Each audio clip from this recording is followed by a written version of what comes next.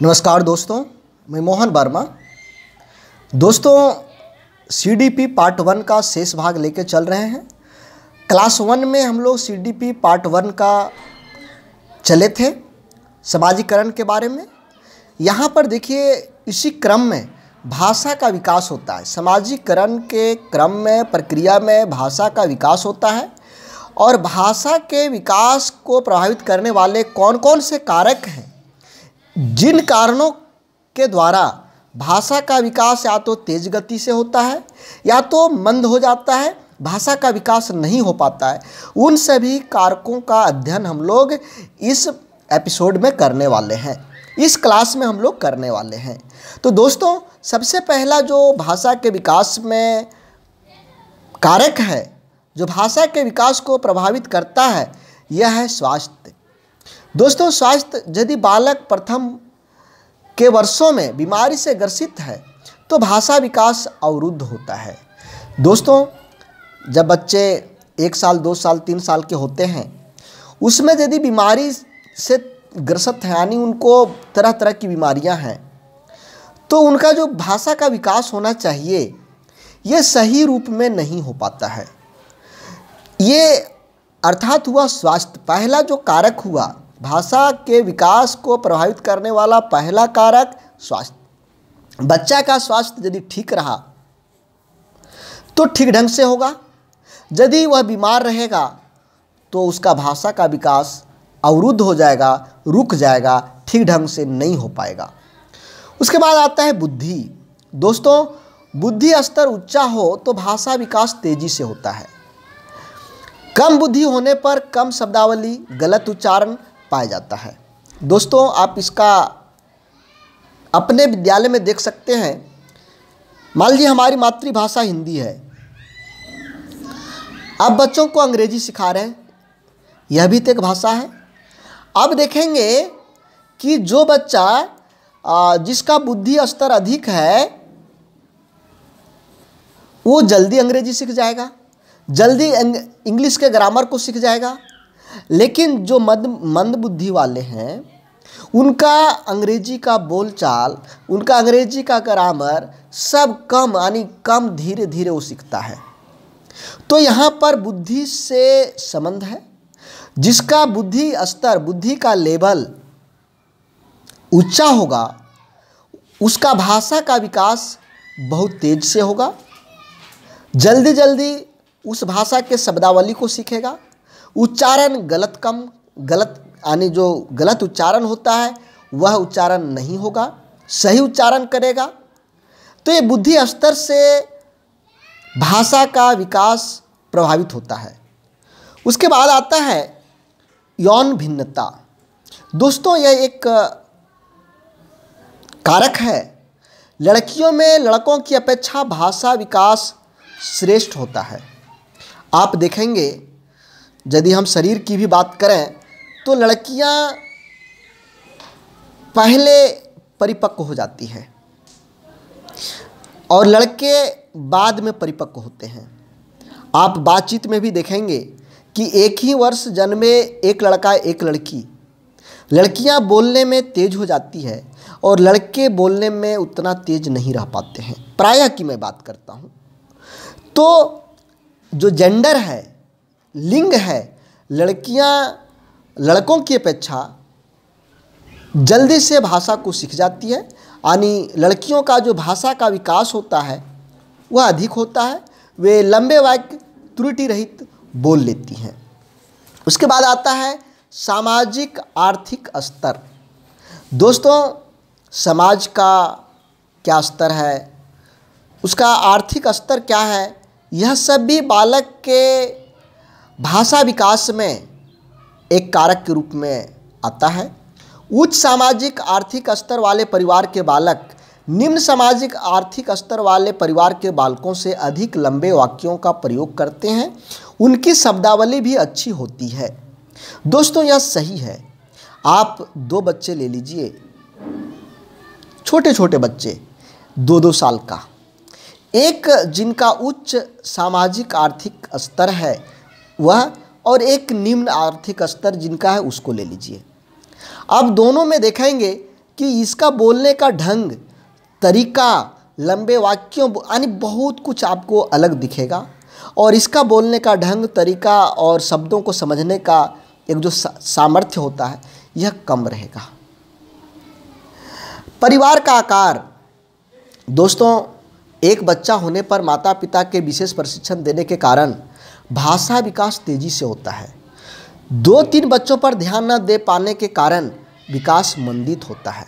दोस्तों यदि घर में एक बच्चा है तो सब कोई उसको लाड प्यार दुलार करता है, उसके पास आकर के माँ माँ माँ, पा पा इस तरह से उसको बुलाने का चेष्टा करता है, प्रयत्न करता है, जिस कारण से यानी यहाँ पर विशेष प्रशिक्षण बच्चों को मिल जाता है, भाषा विकास के लिए विशेष ध्यान मिल जाता है। जब परिवार में एक बच्चा रहता है तो एक से जब अधिक बच्चे हो जाते हैं, 2-3 बच्चे हो जाते हैं, तो उस जगह पर बच्चों पर ध्यान उतना नहीं दे पाता है, यानी भाषा के विकास में उतना ध्यान नहीं दे पाते हैं, जिसके चलते उसका भाषा का विकास मंदित हो जाता है, रुक जाता है, कम हो जाता है। जन्म क्रम, देखिए दोस्तों, यह जैसे पहला बच्चा, दूसरा बच्चा, तीसरा बच्चा, यह भी कौन सा बच्चा है? एक माता पिता का यह केवां बच्चा है, यह भी भाषा का विकास में प्रभाव छोड़ता है। जन्म क्रम का भी प्रभाव पड़ता है। माता पिता पहले बच्चे पर दूसरे तीसरे जन्म वाले बच्चे की अपेक्षा अधिक ध्यान देते हैं। पहला बच्चा पर ज़्यादा ध्यान देता है सभी लोग, दूसरे तीसरे पर उतना ध्यान नहीं दे पाता है, जिस कारण से पहला बच्चा का भाषा विकास बहुत अच्छा होता है, तेजी से होता है। दोस्तों यह भी एक कारक है, माता पिता द्वारा प्रेरणा। जिन बच्चों को माता पिता बोलने के लिए प्रेरित करते हैं, कोशिश करवाते हैं, बच्चों को पढ़ने लिखने पर ज़्यादा ध्यान दिलवाते हैं, शब्दों को सिखाते हैं, उन बच्चों का भाषा का विकास बहुत अधिक तेज़ी से होता है। और जिनके माता पिता प्रेरणा नहीं देते हैं, बच्चों को बोलने के लिए सहायता नहीं करते हैं, लिखने पढ़ने में सहायता नहीं करते हैं, उनका मंद होता है, तेज़ी से नहीं होता है। अब दोस्तों भाषा विकास में कौन कौन सी बाधाएं हैं, कौन कौन सी समस्याएं हैं? जो बच्चा अधिक रोएगा उसका भाषा का विकास में कठिनाई होती है, यह एक बाधा है, अत्यधिक रोना। समझने में कठिनाई, जब तक कोई भी चीज़ को हम समझेंगे नहीं, वह उसको बताएगा कैसे, अपने भाषा अपना एक्सप्रेशन कैसे करेगा, अपनी अभिव्यक्ति कैसे करेगा। तो समझने में कठिनाई होने वाले बच्चों में भाषा का विकास कम होता है। विलंबी वाक्य यानी देरी से बोलने वाला, आप देखेंगे कुछ बच्चे कम उम्र में ही ज़्यादा बोलने लगते हैं और कुछ ज़्यादा होता है तो बोलने लगते हैं। वाक्य विकार भी एक तरह का, जैसे बच्चे जो तुतलाता है, हकलाता है या स्पष्ट उच्चारण होता है, यह भी भाषा के विकास में बाधा है। भाषा के सीखने के साधन क्या क्या हो सकते हैं? अनुकरण, जैसे माता पिता जैसे बोलते हैं उसका बच्चे अनुकरण करके भाषा को सीखते हैं। कहानी सुनाना, जब हम कहानी सुनाते हैं बच्चों को तो वहाँ पर तरह तरह के शब्दावली, अनेक प्रकार के शब्दों का प्रयोग होता है, उन शब्दों की सहायता से बच्चे भाषा को सीखते हैं। खेल वार्तालाप और बातचीत, यह भी जो है जब हम बच्चे यानी जब आपस में बच्चे खेलते हैं तो यहाँ पर तरह तरह के नए नए बातों, नए नए शब्दों को सीखना का मौका मिलता है, वार्तालाप में भी, बातचीत में भी। तो यहाँ पर भी भाषा सीखने का ये साधन है। भाषा सीखने का साधन क्या क्या हुआ? अनुकरण के द्वारा, कहानी सुनने के द्वारा, खेल, वार्तालाप और बातचीत के द्वारा। दोस्तों इसके पहले जो हम लोगों ने क्लास 1 और क्लास 2 यानी जो पहला क्लास और दूसरा क्लास, ये मैं जो यहाँ क्लास करवा रहा हूँ, इसमें जो हम लोगों ने अवधारणाओं को सीखा, उसी के आधार पर देखिए कब कौन कौन सा प्रश्न पूछा गया था और किस तरह का प्रश्न पूछा जाता है, इसको जानना जरूरी है। जो आपने यह नोट्स देखा इसके पहले, इस नोट्स से कितने प्रश्न आ सकते हैं यह जानना जरूरी है, और किस तरह के आते हैं यह भी जानना जरूरी। चलिए हम वही शुरुआत करते हैं। तो यह CDP का एक्सरसाइज 1 है। कहता है निम्नलिखित में से किस अवस्था में बच्चे अपने समवयस्क समूह के सक्रिय सदस्य हो जाते हैं। इसको पूछा गया था टेट 2011 में पेपर 1 में। ये 2011 का प्रश्न है पेपर 1 का दोस्तों। और दोस्तों क्वेश्चन रिपीट भी होता है, यह भी ध्यान रखना है कि क्वेश्चन को रिपीट करके पूछा जाता है। तो यहाँ पर प्रश्न को समझिए पहले। निम्नलिखित में से किस अवस्था में बाल्यावस्था, पूर्व बाल्यावस्था, किशोरावस्था, प्रौढ़ावस्था, ये सभी लोगों की, आदमी की अवस्थाएं हैं। इन अवस्थाओं में से किस अवस्था में बच्चे अपने समवयस्क यानी अपने हम उम्र, अपने उम्र के, मान लीजिए 7 साल है तो ये भी दूसरे 7 साल, ये 8 साल का है तो दूसरा भी 8 साल, ये 10 साल का है तो दूसरा 10 साल, ये 15 साल है तो अन्य जो 15 साल के अन्य बच्चे हैं उसके साथ समूह के सक्रिय सदस्य हो जाते हैं, यानी समूह में काम करने लगते हैं, समूह के सक्रिय सदस्य हो जाते हैं। तो बताइए पूर्व बाल्यावस्था में यह काम होता है, बाल्यावस्था में होता है या किशोरावस्था में होता है। दोस्तों किशोरावस्था सबसे अधिक समवयस्क समूह के सक्रिय सदस्य होते हैं। यहाँ पर आप देखेंगे जो किशोरावस्था के बच्चे होते हैं यहाँ पर अपने समूह में अधिक से अधिक रहना पसंद करते हैं। समूह में खेलना कूदना, बातचीत करना, अपनी बातों को शेयर करना, दूसरे के बातों को सुनना, ये इस अवस्था में ज़्यादा से ज़्यादा होता है। इसलिए इसका राइट आंसर ये होगा। अगला प्रश्न है, सबसे अधिक गहन और जटिल सामाजिकरण होता है। सबसे अधिक आदतों का विकास, मूल्यों का अनुकरण, सामाजिकरण किस अवस्था में होता है। तो यहाँ पर भी दोस्तों यह जो अवस्था है किशोरावस्था के दौरान ही सबसे अधिक सामाजिकरण होता है। तो इसका आंसर ये होगा। यह सीटेट के 2011 के पेपर 2 में पूछा गया था।